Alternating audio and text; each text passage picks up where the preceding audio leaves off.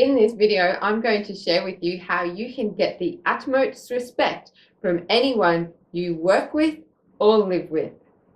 Hi, I'm Jacqueline Pigden from LoveMondaysNow.com. This is my third video in my free 3-part video series. I'm really excited to bring this video to you today with a special story on how I managed to get the utmost respect from a particular colleague of mine. So here's the situation I found myself in. It was a particular time in my IT career where I started a new company and I'd been there for about 6 weeks. And during that time, I worked really hard to produce my best work possible, and I also got to get to know my colleagues and saw a few things going on in the office. So one of my colleagues, for confidentiality reasons, we'll call her Julie. I sat next to her and we got along very well. Things were going fine. However, I did see how she conducted herself around the office and her values didn't actually align with mine. And what I saw in her is that she had a little bit of a power play thing going on.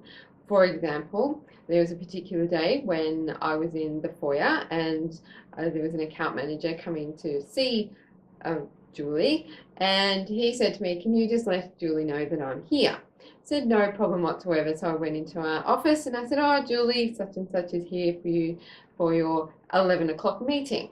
And she said, "Oh, that's fine. I'll be there. Tell him I'll be there in 5 minutes." So then I watched her say, "Hey, John, what are you doing now? Let's have coffee in the tea room and tell me all about your weekend." And I thought, hang on a minute.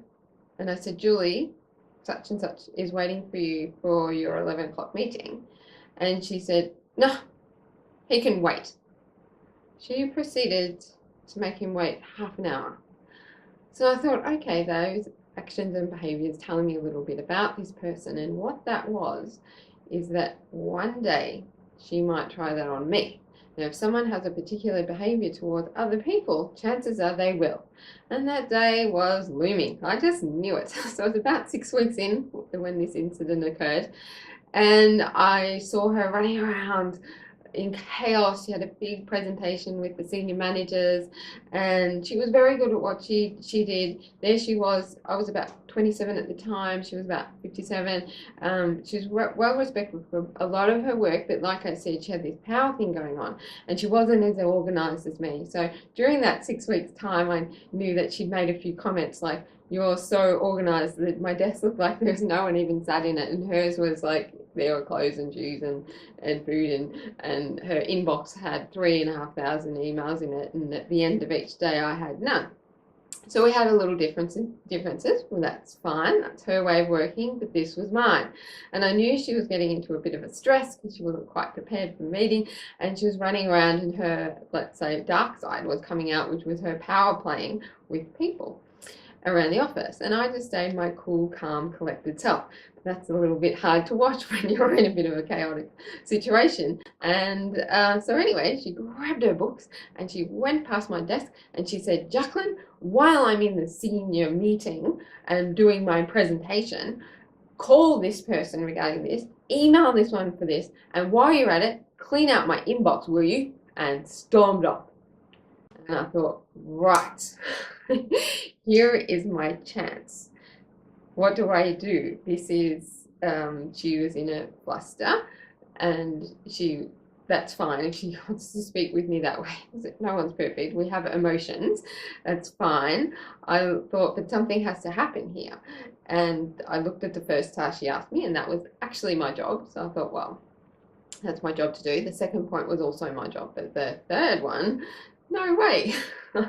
I'm a colleague of hers. I didn't work directly for her, and I certainly wasn't there to go through and clean out her inbox.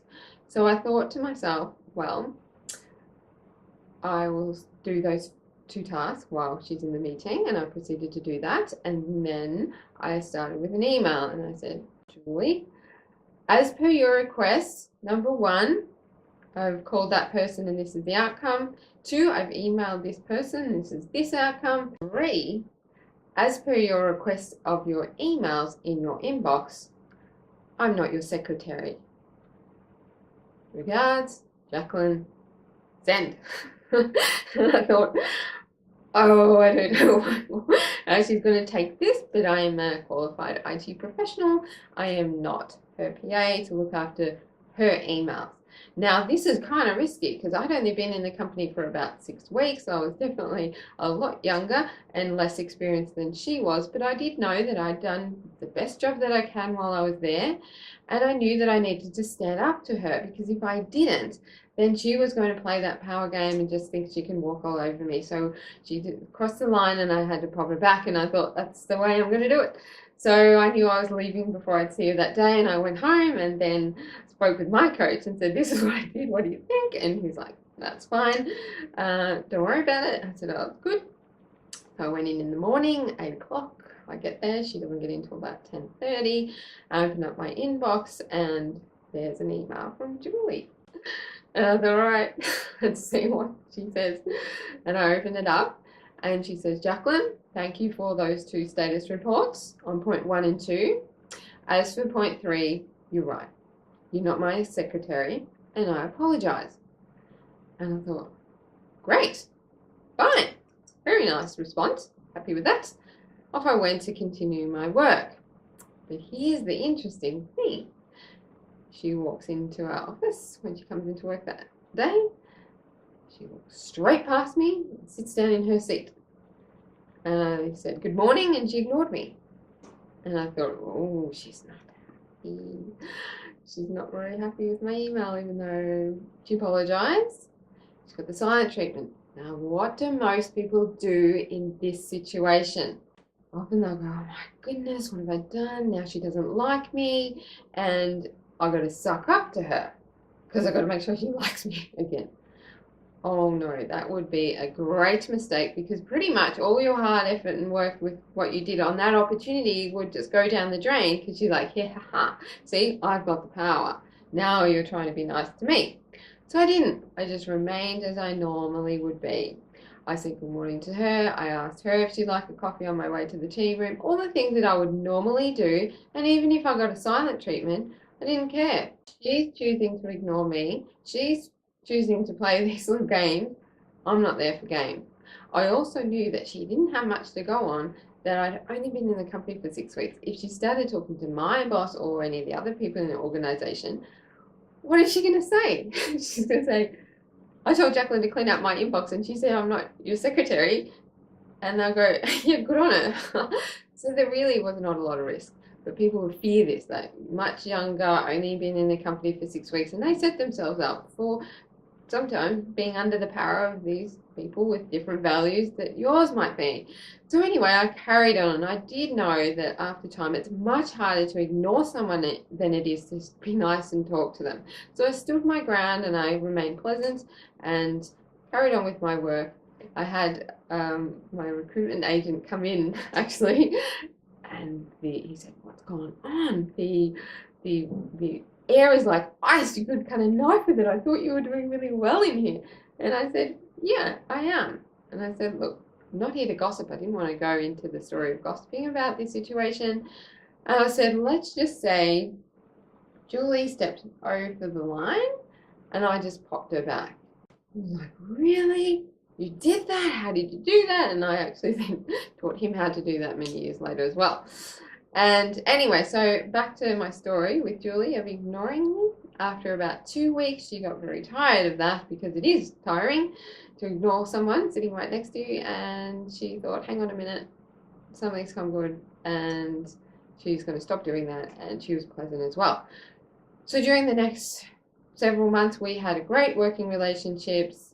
And then she did her work, I did mine. And after time, I went my way and she went her way in different paths in our careers. And then 2 years later, a very interesting incident occurred. I'd moved on doing other roles and so forth, and I had a meeting with a senior executive. And we met and we shook hands. He said, "Ah, you're Jacqueline Pigden." And I said, "Yep, that's me." And he said, "Oh, I know all about you. I was just talking to Julie." And I thought, great. Well, I wonder, after all this time, is she angry about what I did and when I stood up with her to her, and I thought, well, I'll just be positive. I don't need to know if she said anything negative about me, and if he wants to share with me any more details, that's fine. The next thing he said really surprised me. He said, Jacqueline, in my 25 years of my career, not once have I ever heard a colleague speak so highly of another colleague of theirs like she did of you. And I thought, wow, that's really nice. And I said, oh, thank you. And it was really nice, but it was reinforcing the fact of just standing up to somebody else's dark side, not allowing them to put on place the power play or the other things that they might be doing on you. And the reason why it's about getting respect is because other people, they can get away with it. Many people allow people to walk around doing things that aren't really quite right.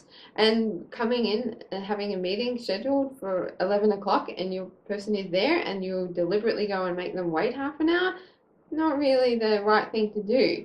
And so because I didn't allow her to do these things or enforce her dark side onto me, she had the utmost respect. So you can find opportunities to do this everywhere, at work or at home, any relationships that you have. Now, the key thing about it is that you need to own your own. So if someone says, that wasn't the right thing to do, you need to say, you're right. That was the wrong thing. I shouldn't do that, and change it. So you need to own your own self. No one's perfect. We are not perfect. We all have our strengths and our weaknesses, our dark and our light, and we're not going to be perfect when life throws us all sorts of challenges for us to deal with. So keep that in mind. But then when somebody else, is doing the wrong thing, don't be afraid to nicely or assertively or however you think is appropriate, let them know that that's not on. And chances are they'll respect you for it because you won't allow them to get into their dark side. So that is the whole point of how to get respect from anyone you work with or live with. So I hope you've enjoyed my story today as much as I've enjoyed bringing it to you. I'm Jacqueline Pigden from lovemondaysnow.com. Please pass this video on to others if you think they would benefit. Leave some comments below. I'd love to hear about you and your experiences and stories in the workforce or at home about respect. Now, this comes to my final video in my 3 3-part video series. However, I have a special bonus video for you that's coming your way very soon, and what that one is all about: how to beat a bully the spiritual way. And until next time, I hope you have a fantastic day.